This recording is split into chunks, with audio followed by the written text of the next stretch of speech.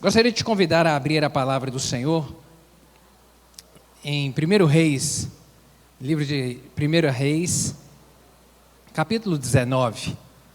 Nós temos estudado essas últimas escola bíblica dominical a respeito de maturidade. Hoje nós veremos mais um aspecto da maturidade, especificamente na vida do profeta Eliseu.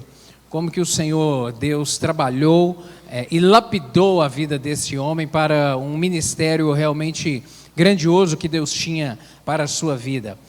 Primeiro livro dos Reis, capítulo 19, vou te convidar a ficar em pé, para em reverência nós lermos os versos 19 a 21. É o finalzinho do capítulo 19.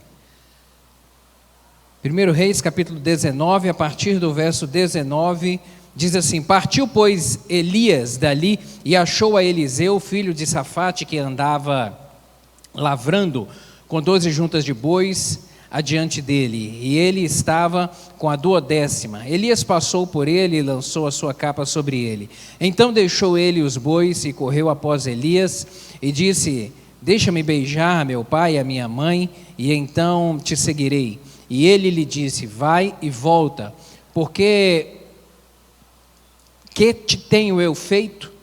Voltou, pois, de trás dele e tomou uma junta de bois e os matou, e com os aparelhos dos bois cozeu as carnes e as deu ao povo, e comeram. Então se levantou e seguiu Elias e os servia. Amém. Vamos fechar os olhos, vamos orar, pedir ao Espírito Santo que aplique essa palavra no nosso coração. Senhor, te damos graças por esse tempo na casa do Senhor. Obrigado por esse privilégio que é adorarmos, rendemos ao Senhor o nosso louvor e adoração.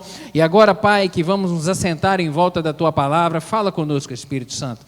Fala de uma maneira pessoal, de uma maneira individualizada ao coração de cada um dos meus irmãos aqui, eu lhe peço, em nome de Jesus. Dá-me graça para transmitir essa mensagem, pois dependo de Ti, e assim nós lhe oramos em nome de Jesus. Amém. Você pode se assentar, querido.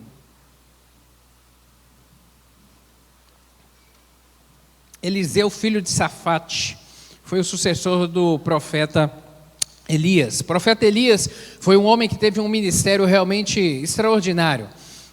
Ele foi boca de Deus na terra durante cerca de 22 anos, profetizando especificamente ali no Reino do Norte, aquele tempo em que a nação de Israel estava dividida entre Reino do Norte e Reino do Sul.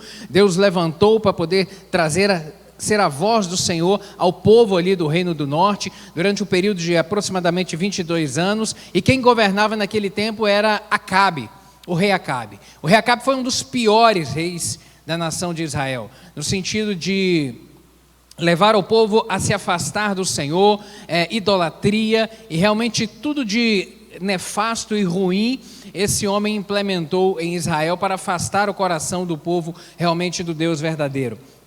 E Eliseu é esse homem que Deus vai levantar agora neste momento para poder seguir a obra do Senhor. A obra do Senhor, ela não para, querido.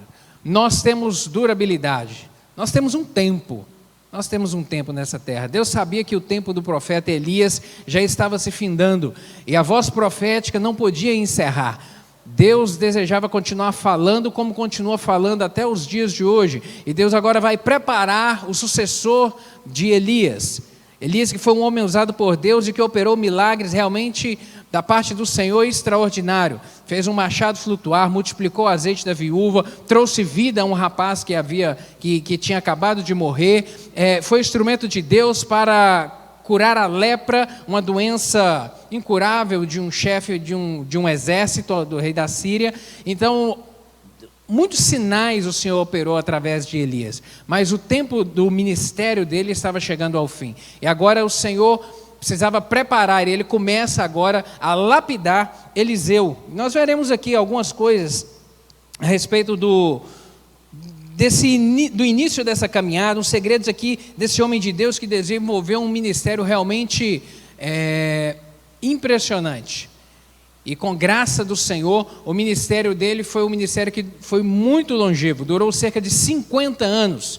o ministério do profeta Eliseu. E muitos milagres o Senhor operou, e muitos sinais o Senhor manifestou ali em Israel, e muita palavra de Deus foi ministrada a esse povo através desse profeta. Vamos ver aqui algumas coisas a respeito. Eliseu, como o texto que nós lemos aqui em 1 Reis, capítulo 19, verso 19, era um homem do campo, era um jovem forte, estava lavrando a terra, realmente na sua juventude, em toda a sua força.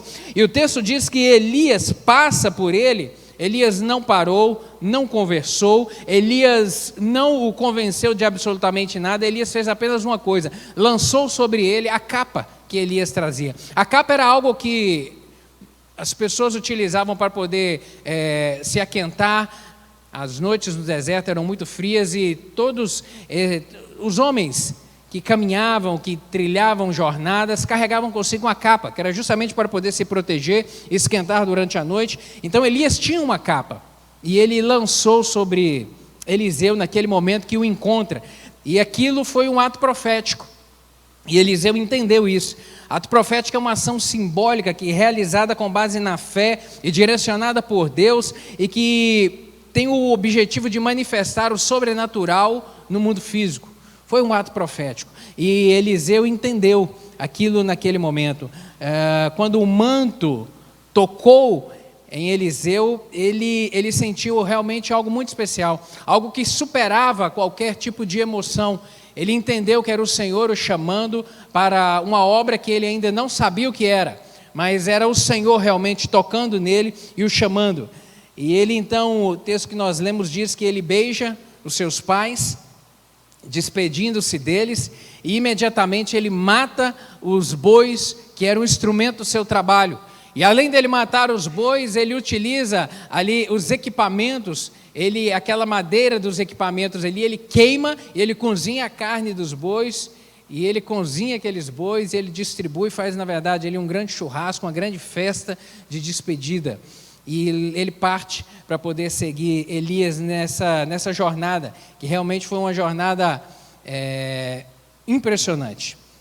Vamos ver aqui a respeito de maturidade. Esse é o objeto do nosso estudo aqui. Voltarmos os olhos para a vida desse homem de Deus e extrairmos aqui ensinamentos a respeito de maturidade. Algo que todos nós devemos ter e desenvolver para vivermos uma vida abençoada nessa terra. Quantas pessoas sofrem por ausência de maturidade? E maturidade não é diretamente proporcional à idade. Embora ela demande algum tempo para ser assimilada, e é importante, nós veremos aqui ao longo desse estudo, a questão do tempo é um fator importante para o desenvolvimento da maturidade, mas às vezes algumas pessoas, apesar do tempo, não desenvolvem a maturidade e sofrem tanto por causa disso. Um homem e uma mulher sem maturidade sofrem muito, bate cabeça, se envolvem em problemas que não precisavam de envolver em problemas. A maturidade nos ajuda. E a paternidade, ela é uma das coisas que nos ajuda, por exemplo, a desenvolver a maturidade. Quanto a gente melhora, quanto a gente amadurece, quanto a gente desenvolve, quanto a gente passa a olhar a vida de uma forma diferente. É uma bênção de Deus, é um instrumento realmente para trabalhar o desenvolvimento da nossa maturidade.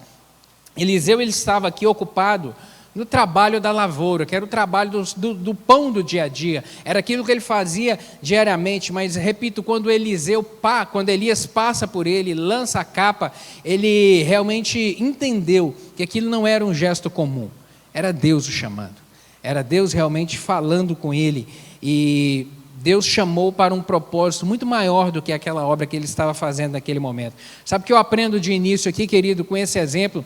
É que Deus conta com aqueles que têm disposição para trabalhar. Deus conta sempre com aqueles que têm disposição para trabalhar.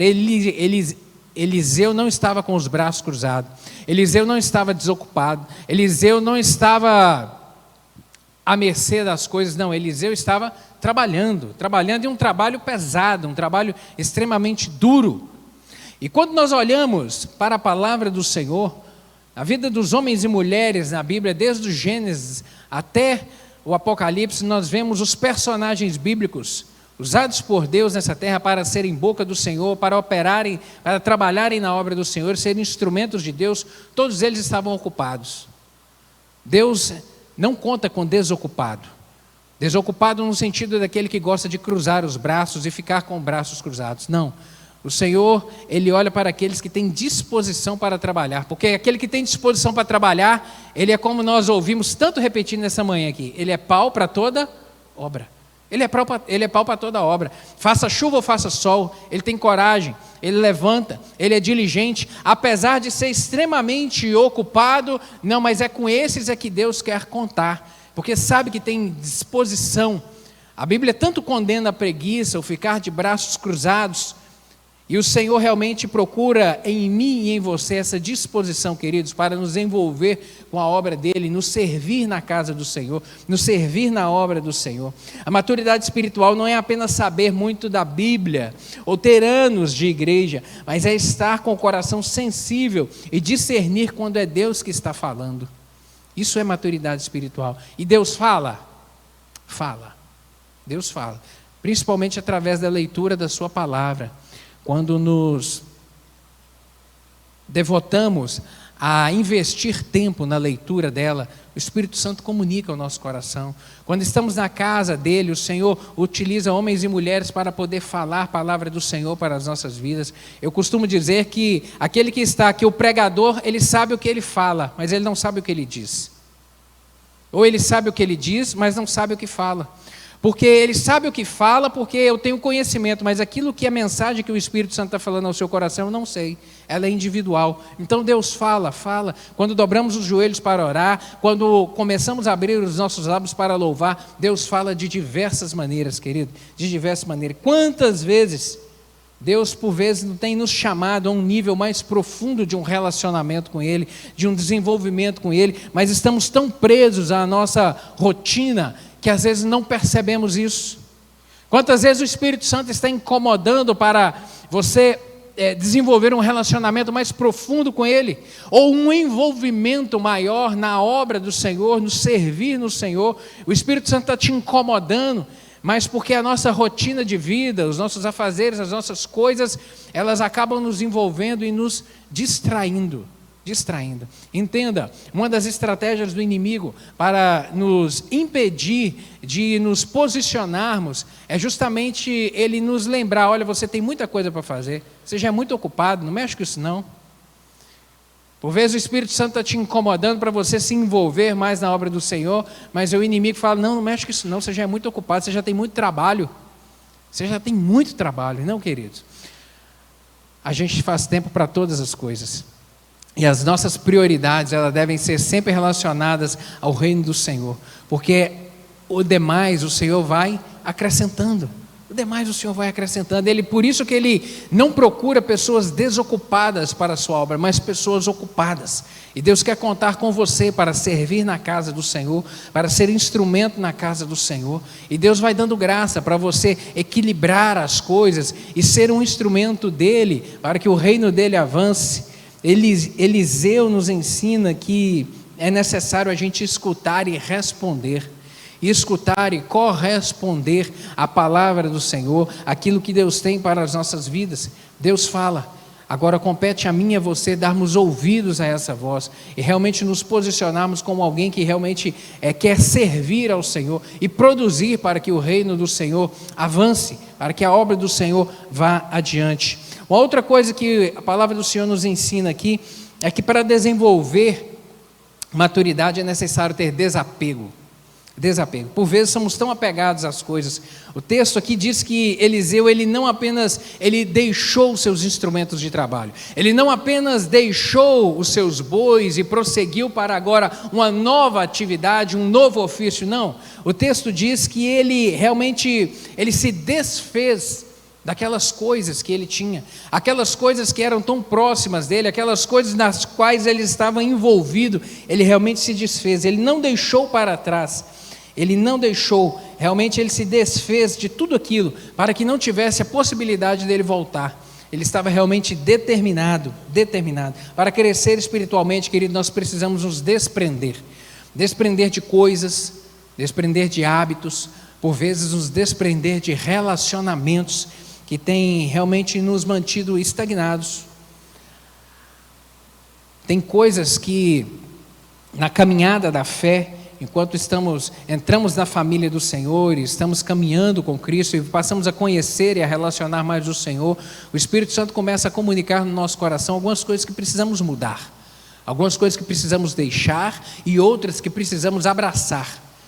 E por vezes essas coisas que precisamos deixar, que são hábitos, que são condutas, que são até mesmo alguns relacionamentos com amigos, com pessoas que são nocivos ou que estão nos impedindo de prosseguir em um relacionamento de mais intimidade com o Espírito Santo do Senhor. E nós devemos ter cuidado e atenção em relação a isso, porque o que precisa ser deixado tem que ser deixado. Tem que ser deixado. Há coisas que nos prendem a um passado de afastamento com o Senhor, prende a um passado de ausência de relacionamento com Deus, e agora você tem a oportunidade de caminhar em maior intimidade e proximidade com o Senhor, e o Espírito Santo fala isso ao coração, te comunica isso, mas os amigos, aquelas práticas, aquelas condutas do passado, isso ainda está arraigado no coração. Querido, por vezes é necessário cortar o elo, e cortar o elo às vezes vai significar o que Eliseu fez aqui, desfazer-se de tudo, desfazer-se daquelas coisas que me impedem de prosseguir num relacionamento, desfazer-se daquelas coisas que me atrapalham de prosseguir com o Senhor. É necessário desenvolver amadurecimento. Na vida é assim, por vezes, quantos casais a gente tem que aconselhar, porque casam e querem continuar vivendo a vida de solteiro, os mesmos relacionamentos do tempo de solteiro, as mesmas amizades que levavam para alguns lugares que agora não condiz com o relacionamento de casado, as mesmas práticas de quando era solteiro, porque a vida de solteiro você tem liberdade total, agora na vida de casado não. Na vida de casado a gente tem compromisso. Na vida de casado nós temos responsabilidades a dois. A vida de casado não é lavonte. Eu devo satisfação à minha esposa me deve satisfação. Nós firmamos um compromisso no altar. Eu decidi que ela seria a minha prioridade e eu seria a prioridade dela. Então agora não dá para poder viver do mesmo jeito que era como solteiro. E quantas vezes alguns casais demoram para poder entender isso. Demora para entender, e aí começa até atrito dentro do casamento. Eu me lembro de um casal, há bastante tempo atrás, que eu tive que aconselhar, que ele era viciado em futebol. Ele jogava futebol segunda a segunda, todos os dias ele jogava futebol, todos os dias. Ele era realmente ele tinha uma compulsão por jogar futebol, e a esposa nos procurou para poder conversar com ele, porque realmente estava atrapalhando o casamento dos dois, atrapalhando, porque ele saía para poder ir para a faculdade, batia o ponto e ia jogar futebol com os amigos. Até isso. E ela não sabia mais para onde é que ele estava andando. Porque o homem era realmente vidrado no futebol. E o futebol foi um problema na vida dele. Porque ele estava com aquele mesmo, queria manter enquanto casado aquela mesma vida de solteiro de quando era com os amigos do futebol. Tudo tem que ter equilíbrio, querido, e amadurecimento. Futebol é uma bênção? Não tem problema nenhum. Agora tem que ter amadurecimento. E foi realmente um casal que sofreu muito com isso. O Senhor Jesus disse lá em Lucas 9,62: quem lança a mão do arado e olha para trás, não é apto para o reino de Deus. Quem começa a obra, mas está preso ao passado, preso às coisas que realmente têm o impedido de caminhar, não é apto para a obra do Senhor. E aí eu quero te perguntar se você por acaso está guardando algumas coisas, ou você tem conservado na sua vida algumas coisas que têm te prendido a um passado, algumas coisas que estão te impedindo de prosseguir a um relacionamento mais profundo com o Espírito Santo do Senhor, desenvolver um relacionamento mais profundo, amadurecer espiritualmente, amadurecer na vida como um homem, amadurecer como uma mulher. O que tem te prendido? Coisas que realmente às vezes precisam de ter o elo cortado para poder amadurecer. Maturidade é confiar no Senhor, maturidade é depender do Senhor. Maturidade é invocar o nome do Senhor e falar: Deus, a minha confiança está posta no Senhor, e eu acredito no Senhor, e eu vou prosseguir nessa caminhada com o Senhor. Outra coisa que nós aprendemos aqui com Eliseu é que maturidade espiritual, e a maturidade também, ela implica em submissão e aprendizado. Submissão. A partir daquele momento O texto diz que Eliseu, ele se tornou um servo de Elias. Ele se desfez das suas coisas, ele se desfez do seu ofício, e agora ele foi servir Elias. Ele foi caminhar com Elias para poder aprender. Era um novo ofício, era algo novo. Ele não sabia o que era ser um profeta. E ele, quando começa a caminhada, ele não começa como um profeta. Agora ele vai ser um aluno, ele vai ser um aprendiz, ele vai ser um mentorado. Ele precisa aprender para poder caminhar. Sabe, querido, servir antecede liderar. Esse homem, como eu disse, Eliseu, foi um grande profeta de Deus. Mas no início da sua jornada ele precisava aprender. E servir antecede liderar. Antecede. Todo líder deve estar disposto a servir. Um líder, ele só é um líder de verdade se ele tiver a disposição no seu coração para servir, seja em casa. E aqui eu quero falar para você, homem. A Bíblia diz que o casamento foi instituído por Deus. A Bíblia nos mostra isso de uma maneira muito clara. Portanto, deixará o homem, Gênesis 2:40, portanto, deixará o homem seu pai, sua mãe, e unirá a sua esposa, e ambos serão uma só carne. O casamento foi algo criado, pensado, instituído por Deus. E Deus, ele estabeleceu dentro do casamento as responsabilidades do marido e as responsabilidades da esposa. O papel que cada um dos dois deve desenvolver para que essa instituição vá bem, para que esse negócio caminhe de maneira acertada, encaixada, ajustada. E algumas das responsabilidades que Deus deu ao homem é a de prover e também a de liderar. Deus te colocou o homem como líder da sua casa, o líder da sua casa, aquele que tem a responsabilidade de conduzir a família, é você. Deus deu a você e a mim essa responsabilidade nas nossas mãos, e nós devemos, como líder, desenvolver a nossa liderança, conquistando a confiança da nossa esposa, conquistando os nossos filhos, tratando com amor, tratando com zelo e, acima de tudo, servindo. Termos dentro de casa, começar da nossa casa, essa disposição para poder servir. É aquele que serve, é aquele que primeiro levanta, é aquele que primeiro ajuda, é aquele que tem a disposição realmente para poder estar do lado. Quanto nós ouvimos aqui do relato das crianças, dos nossos filhos, dizendo que uma das coisas que eu percebi que mais foi dita aqui, é que o meu pai é aquele que me ajuda, o meu pai quer o melhor para mim, o meu pai é aquele que está do meu lado, o meu pai é aquele que faz de tudo para poder me tornar a minha vida, me alegrar, tornar a minha vida melhor. A paternidade é isso, a liderança é isso, querido, é desenvolver essa postura de servir. E dentro da nossa casa temos que servir. No nosso trabalho, se quisermos desenvolvermos profissionalmente, temos que estar dispostos a servir. Na igreja, para poder desenvolver, temos que estar dispostos a servir. O serviço é algo que deve estar sempre incutido no nosso coração. Nós vemos em Jesus Cristo o maior exemplo de servir nessa terra. O Filho de Deus, o Todo-Poderoso, se desfez da sua glória e veio a essa terra para nos servir, para ser bênção nas nossas vidas. Nós vemos nos evangelhos que todos aqueles que se aproximaram de Jesus, ele não despediu ninguém de mãos vazias. Ele sempre tinha uma palavra, ele sempre tinha um milagre, ele sempre tinha uma resposta. O líder deve estar sempre disposto a servir, e nós vemos esse exemplo aqui na vida de Eliseu. Maturidade espiritual é entender que não estamos prontos para tudo de imediato. A gente precisa de aprender. É necessário ter humildade para aprender e ser corrigido e esperar o tempo de Deus. Há tempo para todas as coisas. Deus tem um tempo certo. Nesse momento aqui era o momento agora de Eliseu servir, de Eliseu aprender como que é ser um profeta. E ele teve em Elias o seu mestre, o seu ensinador, o seu professor.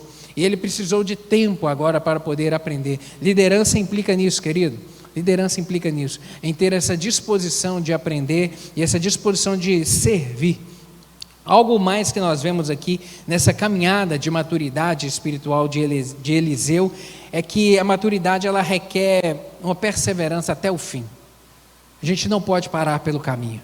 Anos depois, quando nós vemos isso aqui, falaremos um pouco mais adiante, quando Elias seria levado ao céu, Elias seria arrebatado e seria levado ao céu. Chegou um determinado momento da caminhada dele com Eliseu, que ele pede a Eliseu para poder ficar em um determinado lugar, que ele ia prosseguir caminhando sozinho. Eliseu falou: não vou te deixar não, eu vou continuar contigo, eu realmente não vou te deixar, porque eu tenho um propósito, eu quero algo com você, eu quero aprender de você tudo que eu posso até o último momento, porque eles já estavam sabendo que Elias a qualquer momento ele seria tomado, ele seria levado.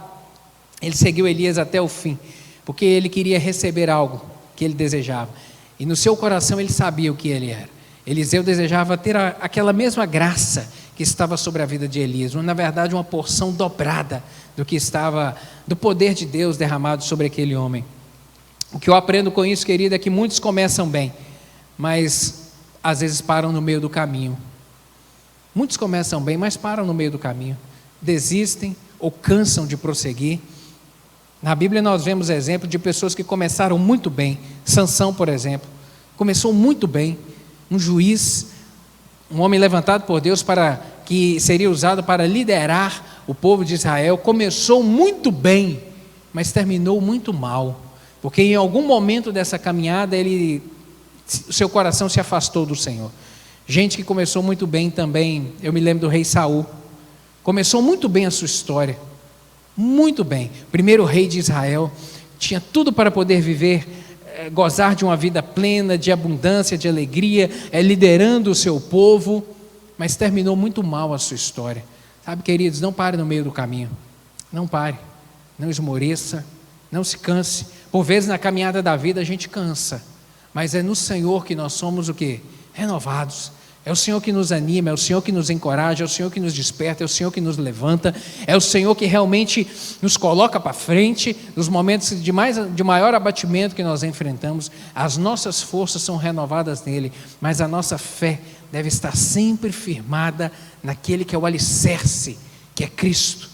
Quanto mais a nossa fé estiver firmada no Senhor, em maiores tempos de dificuldade que enfrentarmos, que por vezes querem nos desanimar, a gente jamais vai parar na caminhada, porque o Senhor é que nos encoraja, que nos mantém de pé. Não pare no meio do caminho, querido, não pare no meio do caminho. O cristão maduro, ele não deixa se desanimar, mas ele permanece até alcançar o seu propósito para o qual foi chamado. Qual que é o nosso propósito como cristão?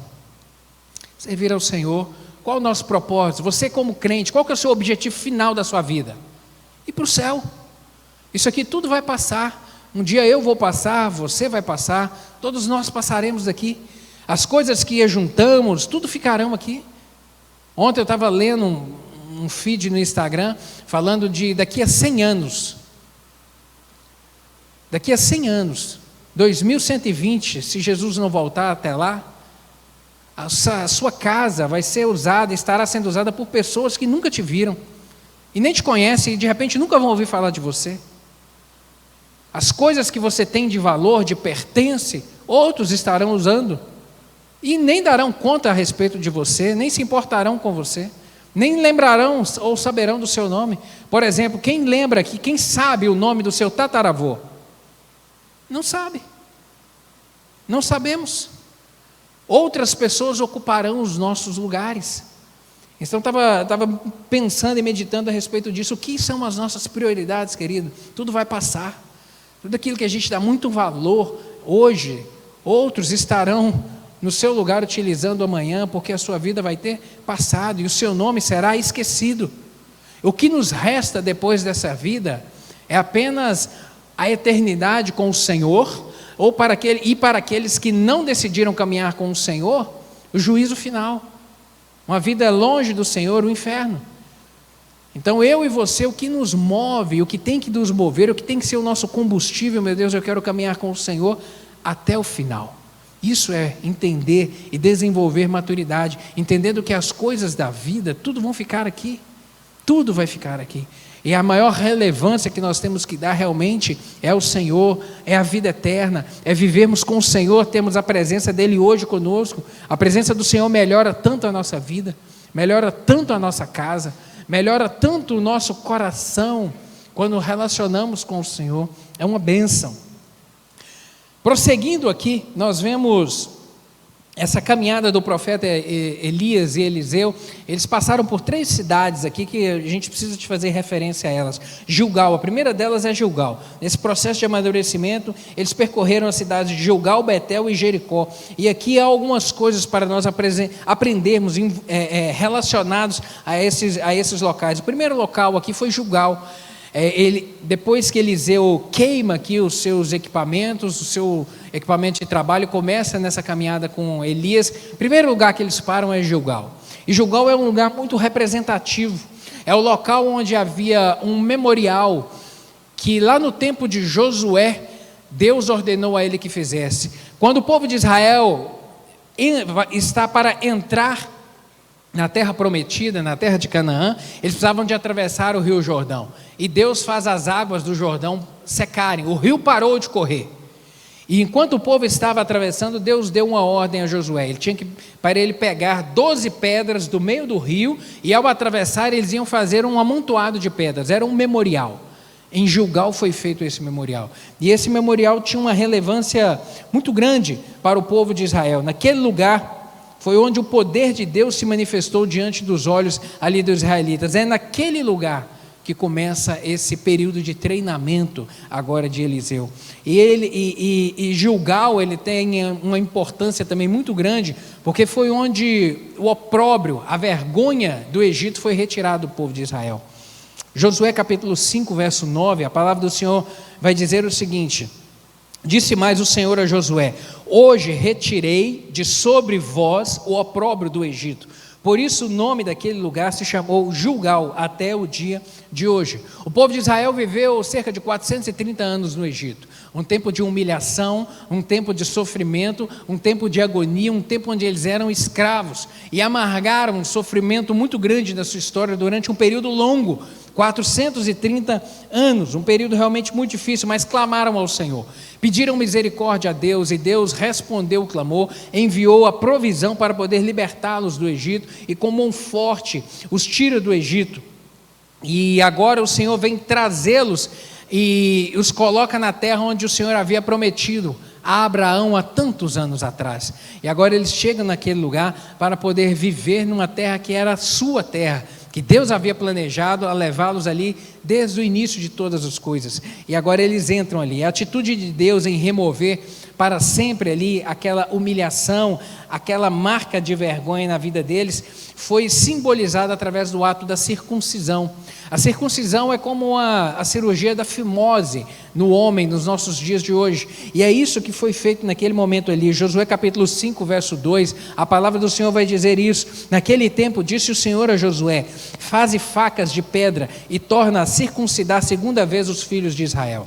Aquela geração que entrou ali em Israel, e nós temos que lembrar, que entrou na terra prometida, Deus tira os israelitas do Egito, começa aquela caminhada, 40 anos eles caminharam no deserto, todos os homens com idade, toda a geração com idade de 20 anos para cima, Deus havia dito que eles morreriam no deserto, e eles morreram no deserto. Agora aquelas crianças que cresceram no deserto, ou que saíram crianças ainda do Egito, eles não haviam sido circuncidados, ao longo da caminhada no deserto eles não foram circuncidados, e agora quando eles entram na terra prometida, Deus queria retomar aquela marca, aquele compromisso que havia feito com Abraão lá atrás, que era a marca da circuncisão, e Deus determinou a Josué que o povo fosse circuncidado, que os homens fossem circuncidados ali naquele momento, e isso é o que acontece.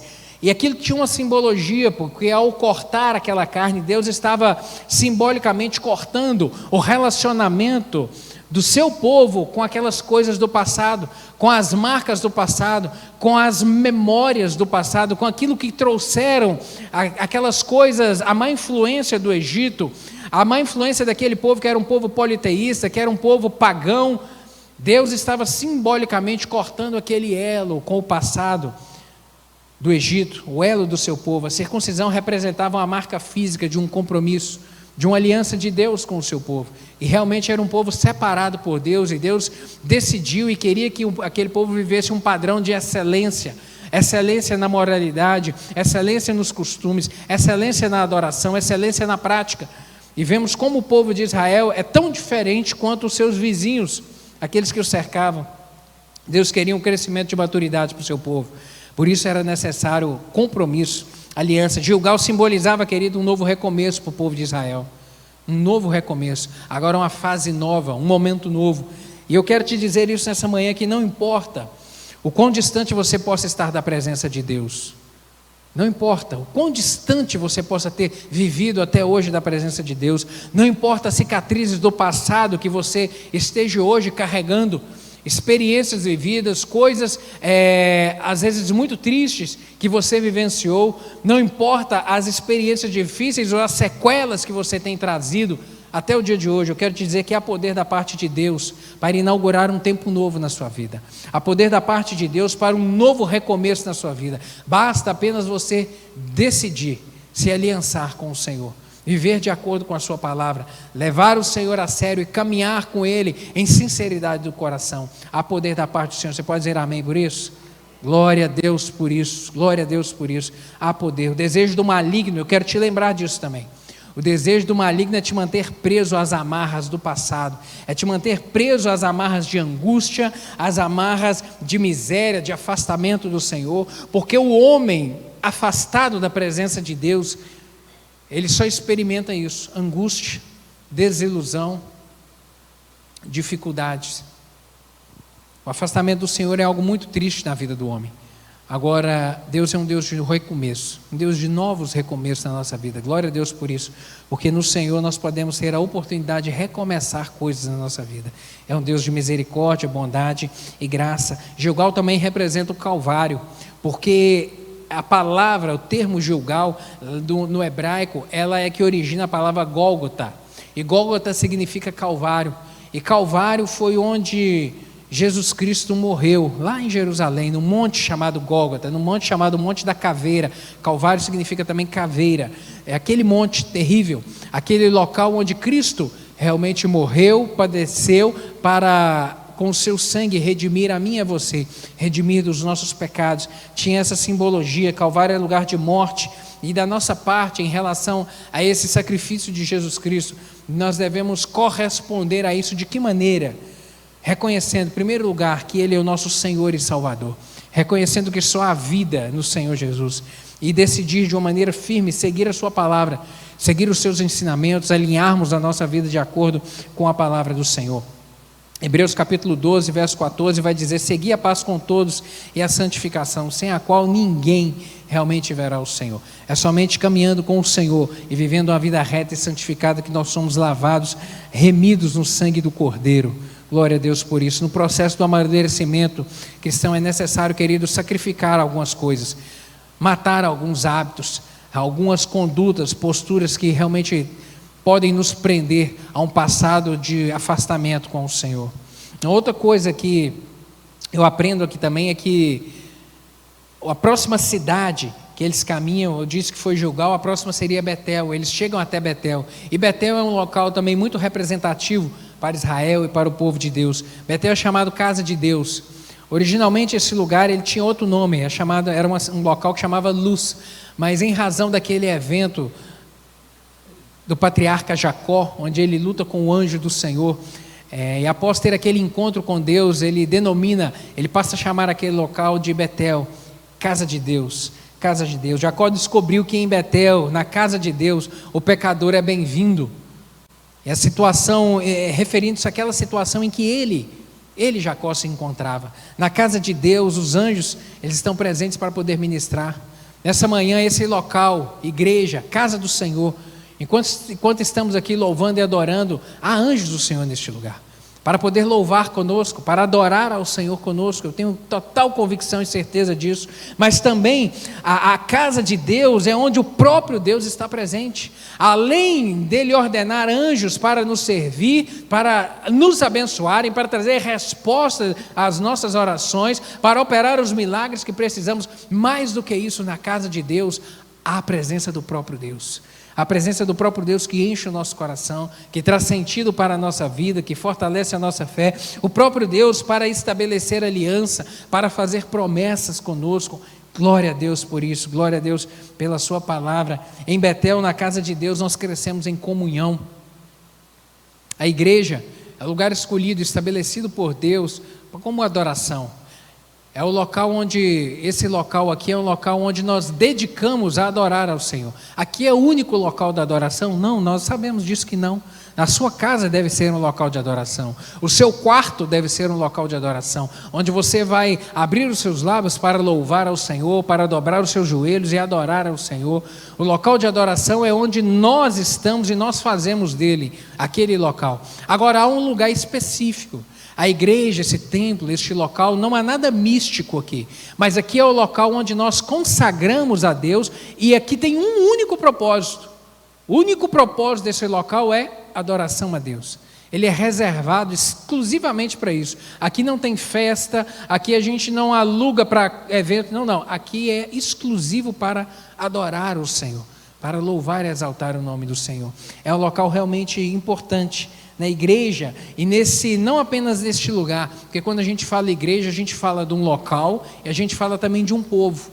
Eu e você somos a igreja do Senhor, e esse ajuntamento, ele é extremamente importante, porque Deus nos criou seres relacionais, seres gregários.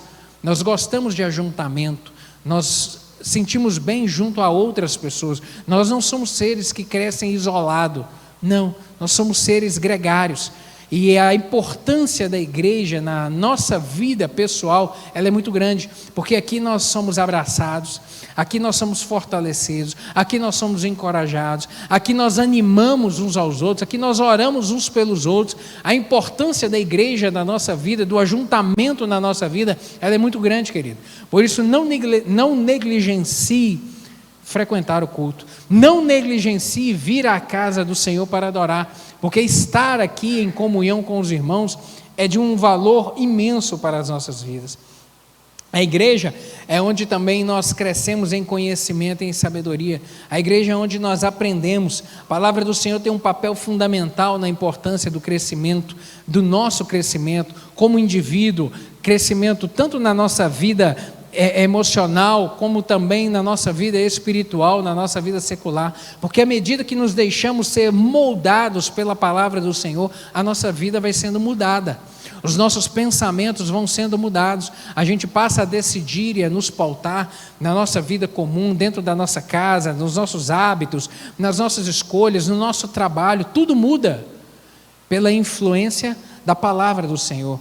Quando nós vemos, por exemplo, no livro de Atos dos Apóstolos, que é o livro onde narra o crescimento, o surgimento e o desenvolvimento da igreja do Senhor na face da terra. Ali, Atos capítulo 1, Jesus Cristo é assunto aos céus. Atos capítulo 2, o Espírito Santo desce, aqueles irmãos são cheios, começam a pregar o Evangelho, e aí o número de cristãos começa a aumentar. Daí a pouco, no capítulo 8, quando começa a perseguição, eles saem de Jerusalém a pregar, e a palavra do Senhor então ela passa a ser disseminada em toda a terra, porque agora todas as pessoas não judeus agora passam a conhecer a mensagem do Evangelho.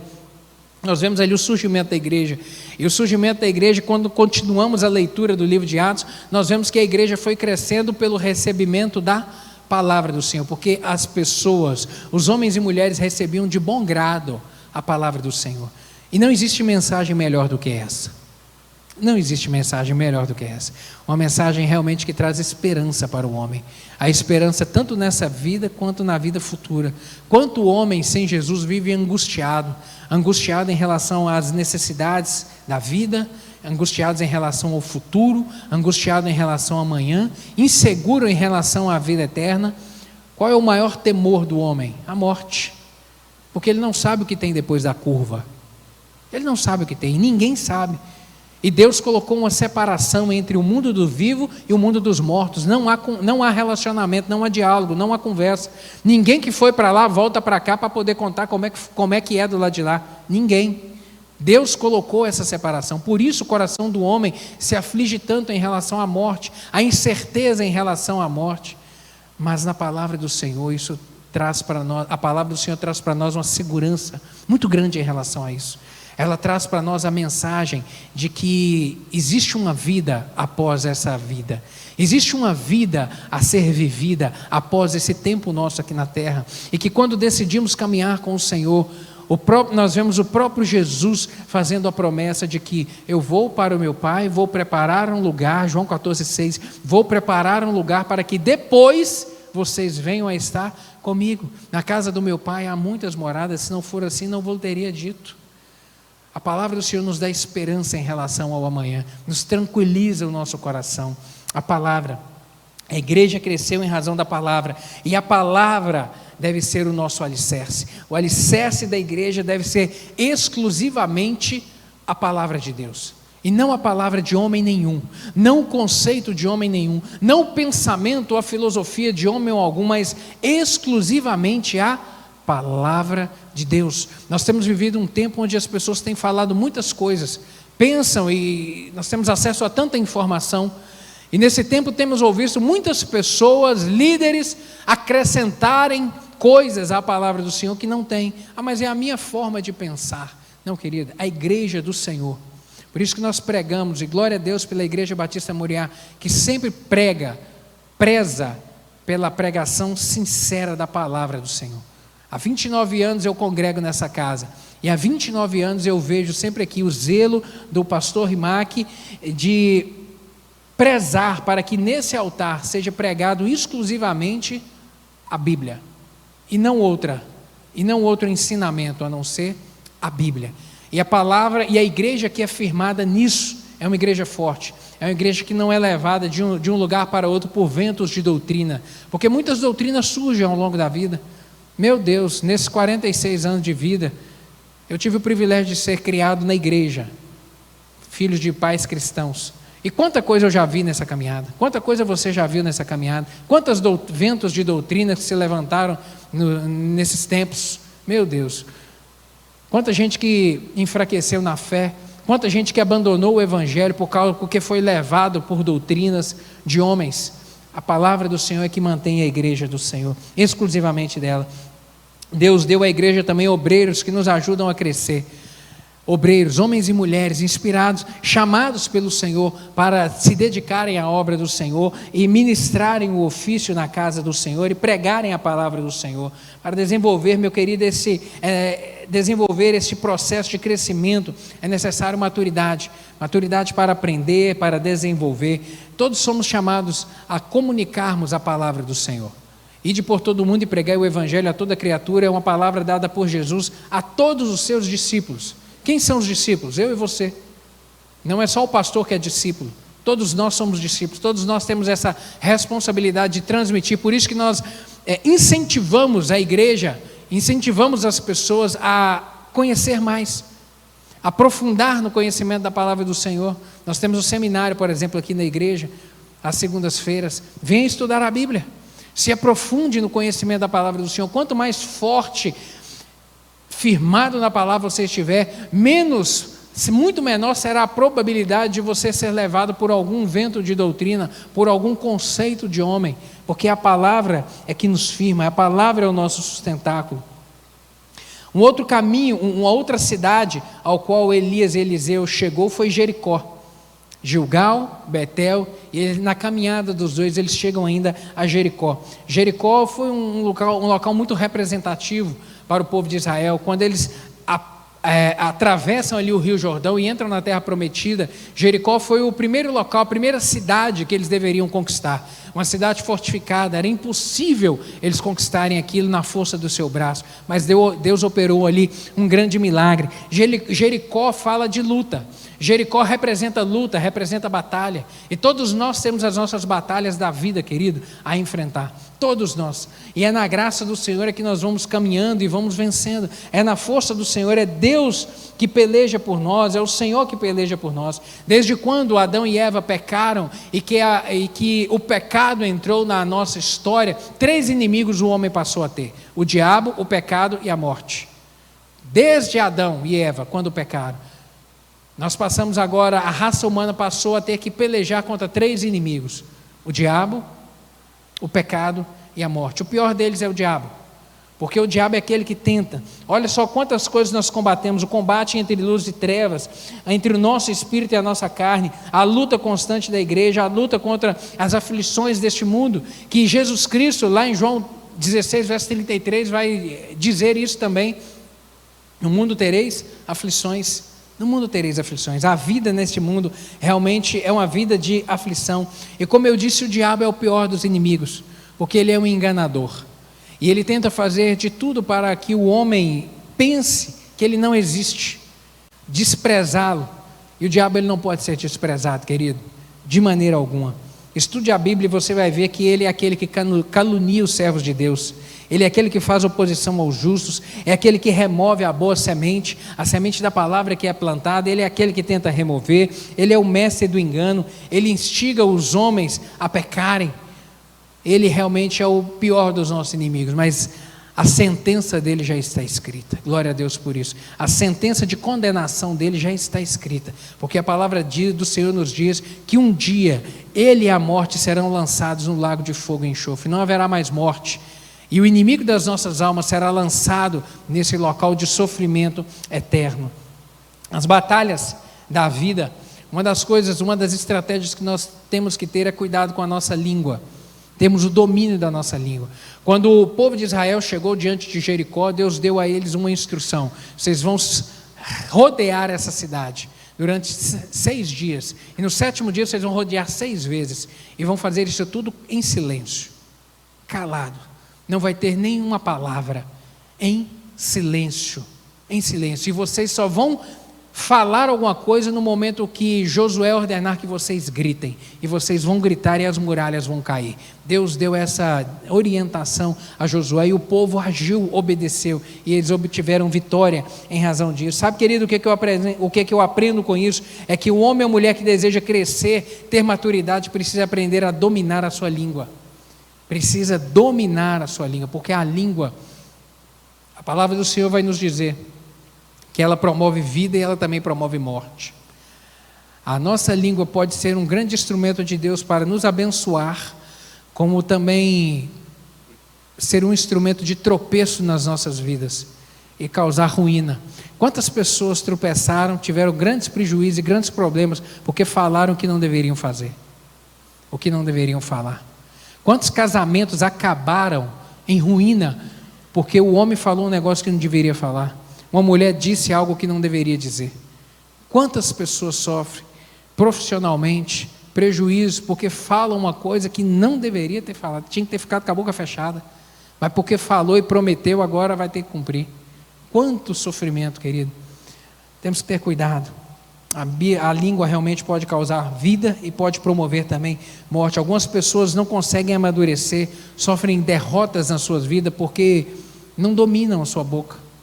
A gente tem que orar e pedir: Senhor, coloca um anjo à porta dos meus lábios. Meu Deus, me ajude a vigiar.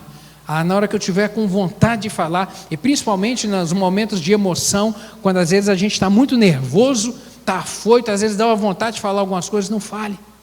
Meu Deus, me ajude a segurar, a não falar, a ter domínio, para eu não ofender, para eu não falar algo que eu não deveria falar, e depois eu vou me arrepender por essa palavra.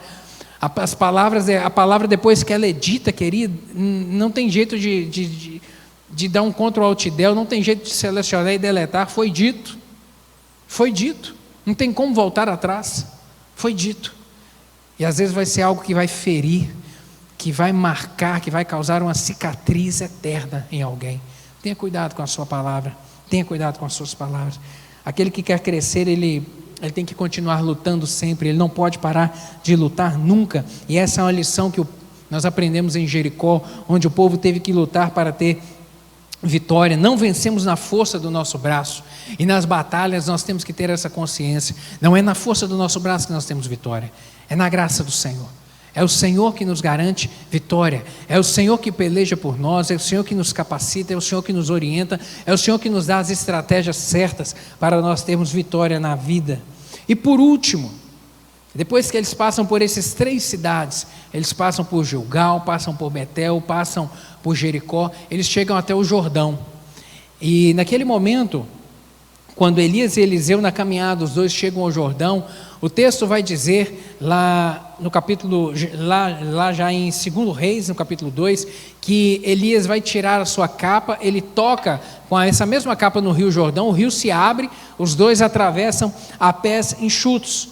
E todas aquelas pessoas que estavam próximas e que acompanhavam essa caminhada de Elias e Eliseu sabiam que a qualquer momento Elias seria tomado por Deus, porque Deus havia dito isso.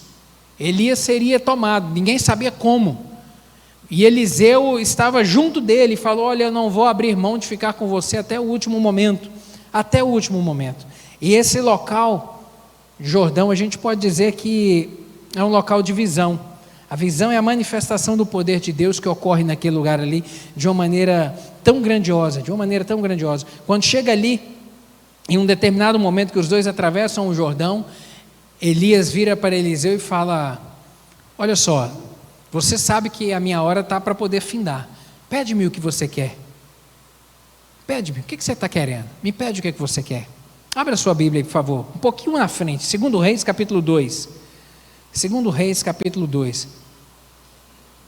A partir do verso 9, vai dizer assim: sucedeu que, havendo eles passado, Elias disse a Eliseu: pede-me o que queres que te faça, antes que seja tomado de ti. E disse Eliseu: peço-te que haja porção dobrada de teu espírito sobre mim. E disse Elias: coisa difícil pediste, se me vires quando for tomado de ti, assim te fará, porém se não se fará. E sucedeu que, indo eles andando e falando, eis que um carro de fogo com cavalos de fogo os separou um do outro, e Elias subiu ao céu em um redemoinho. Algo realmente extraordinário. Apenas 2 homens na história não tiveram que enfrentar a morte. Um foi esse daqui. Elias não morreu, Elias foi levado para o céu. E o outro, a Bíblia diz lá em Gênesis, que foi Enoque. Enoque andou com Deus e não foi mais visto porque ele desapareceu. Deus tomou para si. A Bíblia diz isso, Deus o tomou para si. Esses 2 homens não experimentaram a morte. Eliseu estava junto aqui, ele falou: olha, eu quero porção dobrada do Espírito que está sobre você, na minha vida.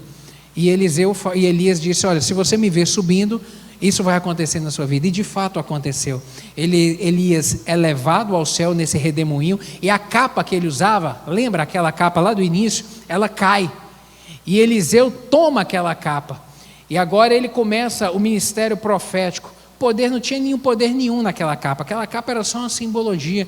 Mas quando ele volta para atravessar o Jordão, ele toca as águas do rio com aquela mesma capa, e agora o rio vai se abrir, e ele vai iniciar o ministério profético sendo usado por Deus. E como eu disse, foi usado de uma maneira dobrada. O período profético dele foi o dobro de Elias. Os milagres que Eliseu operou pelo poder do Senhor, pelo poder de Deus, foi em quantidade dobrada aqueles que Elias realmente fez pelo poder do Senhor. O que eu aprendo com isso, querido, para a gente encerrar, é que durante a caminhada da vida, não tire os olhos do alvo. Eliseu teve que manter os olhos em Elias até o final. Não tire os olhos, não perca de vista. O nosso alvo é Cristo. Não perca de vista Cristo na sua vida, jamais. Não perca a visão do seu propósito. O seu propósito e o meu é o céu. Não é essa terra, porque nessa terra tudo vai passar, mas é o céu. E não deixe as coisas deste mundo te distrair, jamais. O mundo, ele tenta nos envolver e nos distrair. Mantenha o seu olhar firme no propósito que é o céu para a sua vida, para sermos abençoados. Amém? Vamos orar para nós podermos encerrar? Fique de pé. O que eu aprendo aqui de uma maneira muito prática, sabe, nessa vida de Eliseu e nesse exemplo de Eliseu, tenha sensibilidade para ouvir a voz de Deus. Tenha sensibilidade, o Espírito Santo fala. Tenha sensibilidade, corresponda à voz do Senhor. Corte os vínculos do passado que te impedem de avançar, meu querido. Corte os vínculos, deixe aquelas coisas que têm impedido você de seguir, de desenvolver, de amadurecer. Seja humilde para aprender, seja humilde para poder servir. Persevere até o fim, mesmo que o caminho seja longo. Persevere até o fim. Jesus Cristo está às portas para poder voltar. O fim está muito perto. Não desanima não.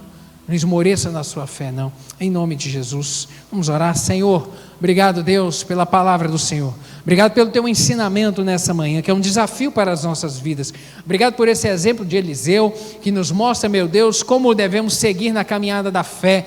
Meu Deus, que há uma carreira a ser percorrida. Eliseu caminhou uma carreira porque o Senhor tinha um propósito específico na vida dele. E o Senhor também tem propósito nas nossas vidas. Meu Deus, nós temos um alvo nessa jornada que é Cristo. Nós temos um propósito que é chegarmos ao céu. Meu Deus, não nos permita distrair ao longo dessa caminhada. Como Eliseu, meu Deus, permaneceu firme, não se deixou distrair pelas coisas. Guarda o nosso coração, guarda os nossos olhos, guarda a nossa fé, meu Deus, para que a gente caminhe nessa jornada, meu Deus, e possamos completá-la, meu Deus, até o dia que chegarmos com o Senhor, nos encontrarmos diante do Senhor, meu Deus, e o Senhor nos disser, entra para o gozo eterno, meu Deus, em nome de Jesus, guarda o nosso coração, meu Deus, nos ajude a cortar o elo com as coisas do passado, nos ajude a cortar o elo com algumas coisas que têm nos prendido, meu Deus, e nos impedido de desenvolver um relacionamento de intimidade com o Senhor, de maior proximidade com o Senhor. Eu lhe peço, Espírito Santo, que o Senhor completa essa palavra